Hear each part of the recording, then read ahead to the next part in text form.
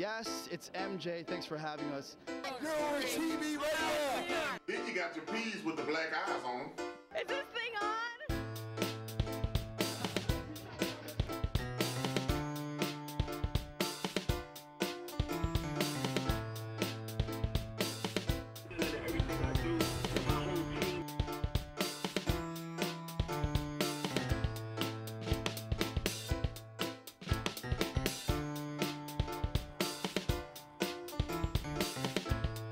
Yeah, tell me something. I want to know. How long did you know your wife before you proposed to her? Oh, 3 years. Did you ever have a day of regretting it? No, I don't think so. Okay. A couple hours. Make a call. I think we got someone for the Liars Club. Now, how you doing, my Fine, love? you? How did you meet him? At the question mark. It's In a lounge. It was a bar? Right. You're trying to clean this up, aren't you? In a bar? Right. Where exactly is MJ? Hi, I'm Cynthia DeLorenzi, and I'm your host today of this episode of Where's MJ? Now you ask where she is? We never really know. She seems like she's gallivanting all over the universe, but actually MJ is our producer, and she's in the studio today, and is what she does behind the scenes that brings our compelling talk shows and interviews to you. So stay tuned. We're going to have a fantastic discussion today because we have a special guest for you today, a very good friend of mine, Julie Cantor, who is with an exciting, impressive, compelling organization called NFTE. Now, that's a pretty nifty name, but what does NFTE stand for? We are the Network for Teaching Entrepreneurship. So NFTE is an acronym. NFTE. NFTE, so it's not the other spelling, NFTE, Right. which is great though. I mean, that's great when you create acronyms for Network It's a for very Teaching. Washington thing. We all have acronyms. This is so true, so true. Network for Teaching Entrepreneurship. So tell us about what the Network for Teaching Entrepreneurship does. Sure. Well, first, thank you, Cynthia. It's great to be with you on your show.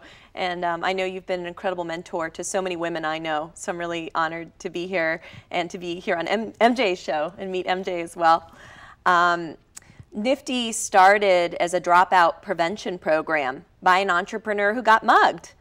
And our founder realized that kids in America's schools were not learning anything about how to make it in the economy. They weren't learning skills that are crucial, and so he built a mini MBA curriculum to teach youth in poverty how to build their own business, how to have an entrepreneurial mindset, how they can take their passions and hobbies and own their own small business. We started with 18 kids that had been court-ordered out of school in the South Bronx, New York, and today we've reached 280,000 kids now in 13 countries. That is fascinating. That is just absolutely, to me, such an incredible story that out of something bad that happened, Really bad. something good came from Yeah. it, which is, I sometimes think, I find a lot of things that happen in the entrepreneur world come out of that space. But I've often wondered about, our educational system in our country because, number one, we teach geometry and trigonometry and how to write a paper, but we don't teach how to balance a checkbook. But the real life skills that are necessary. But entrepreneurship, when I was in high school, it wasn't taught. And I think, even though I'm an entrepreneur, I was fortunate enough to come from a family with the resources to provide me that opportunity to be able and take those risks and do those. But to have those skill sets. So share with me some stories of what's happened to young people in poverty who learned about entrepreneurship. Can you share anything about that? Sure. Well, I just can't help but think of one of the first young people that I met. I was living in Boston. I worked for Inc. magazine.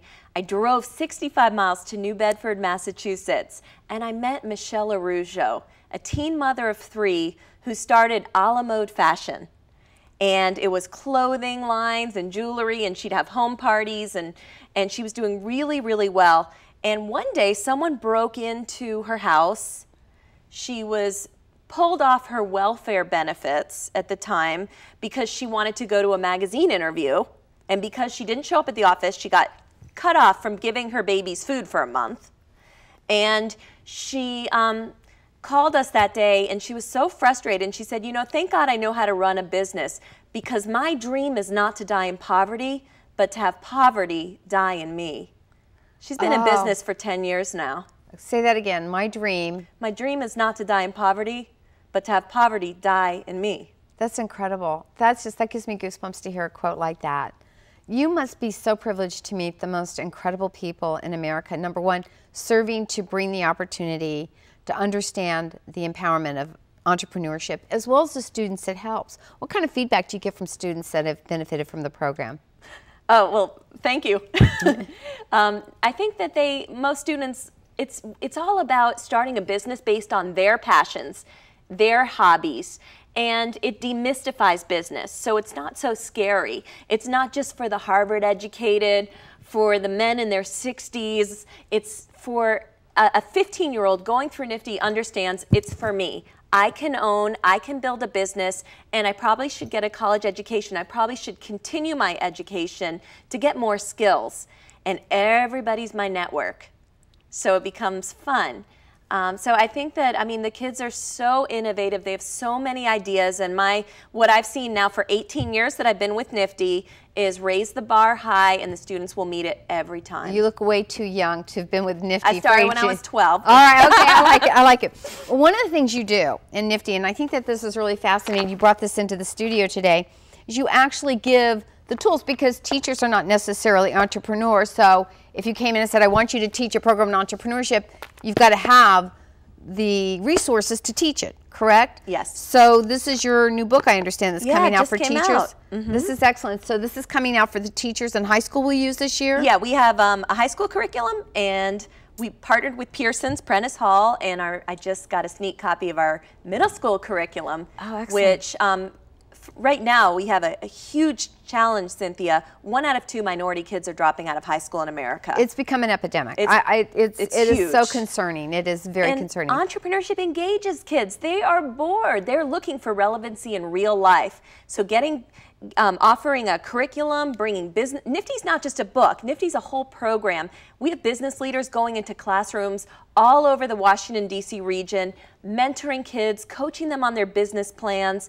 We train and certify teachers at George Washington University, and we partner with schools to really build out pathways where more kids can get into this program. Do you have people calling you, schools calling you, say we want to get the program and teach it? Yes, all the time, and we were very fortunate, thanks to a wonderful principal, Rory Pullins at Duke Ellington High School. He invited us to present to all the other principals in the DC schools. Secretary Duncan saw our program in action, the U.S. Secretary of Education, of course. He saw the program in action in Chicago, and he said this needs to be in every school. Kids need a systemic way to learn that they don't need to just work for big business. Absolutely. But it takes money to have a program like this. Yes. You need to raise money because you're a nonprofit. Yeah. And the money goes to help doing the books, providing the training and teach it. You also have an incredible, compelling video that's new out. Yes. Tell us a little bit about that. It's called 1098, Shoot for the Moon. And is it possible for people to purchase this video too to talk about it? Yeah, they can go to 1098.com.